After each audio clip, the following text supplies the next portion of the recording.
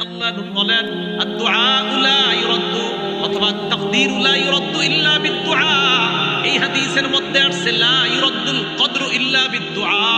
ভাগ্য পরিবর্তন কেউ করতে পারে না, তবে দোয়ার মাধ্যমে কিছু কিছু বিষয় ভাগ্য আল্লাহ পরিবর্তন করে দেয়।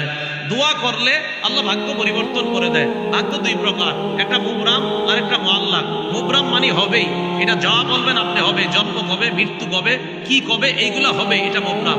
আর একটা মুআল্লাক, ঝুলন্ত আপনার ভাগ্যটা। এই মুআল্লাক যেটা, এটা আল্লাহ চাইলে আপনার দোয়ার মাধ্যমে পরিবর্তন করে দিতে পারেন। আপনার ভাগ্যে আছে কিছু একটা ভয়ঙ্কর কিছু, এটা ঝুলে আছে, কারণ আপনি দোয়া করছেন আল্লাহ আমার উপর যেন মুসিবত না আসে, আল্লাহ আমার উপর যেন মুসিবত না আসে। মাহমুদ আজকে সকালে যেই গুনাহ আমি করছি, এই গুনাহের কারণে আমার উপর গজব আসতে পারে, আল্লাহ গজব যেন না আসে। রসুল বলেন এই দোয়া করতেই থাকো, করতেই থাকো। এই আল্লাহকে বলতে বলতে ওই গজব আল্লাহ সেখানে যে ঝুলন্ত রাখছে, এটা সেখান থেকে আল্লাহ দূর করে